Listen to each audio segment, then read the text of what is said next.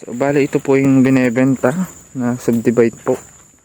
1 hectares 800k po. So dito tayo, pinasok ko na agad po yung loob niya. Pero ito po itabing kalsada po na 50 meters po ang frontage niya sa Barangay Road po. So ito po, ito yung sa looban, para makita po muna natin looban na pantay po siya, flat land. May mga kahoyin po, wala na lang po talaga sa mga produkto, kumbaga po lupa na lang talaga. Ayan.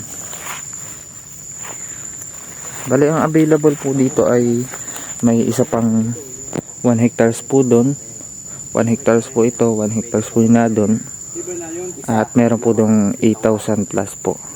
Bali ito po ay 800k, 800k din po yun. Tapos yung nado po sa kabila ay 670 po. Yan, papakita ko po sa inyo sa frontage niya po. Yung sa 8,000 po siya, maganda po, ng cemented road po yung kanyang harap po. So upon viewing naman po, mapapakita ko po sa inyo.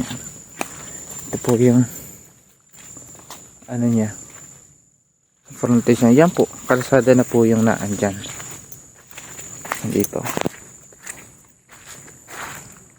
Alas kapantayan po ito.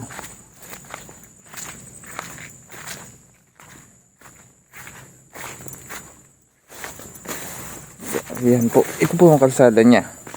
Simula palabas po yan, mga sa 5 to 7 minutes lang po, highway na po yan. At kung 10 to 15 minutes po ay ano na po, town proper na po agad. So hanggang doon pa po yan sa dulo.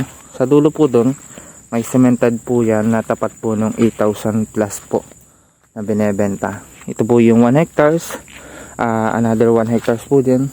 Yan, yan po yung available po.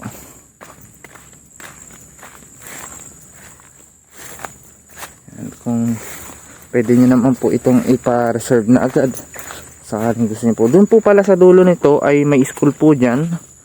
Then access po ng tubig dito ay pwede po tayo magpabukal.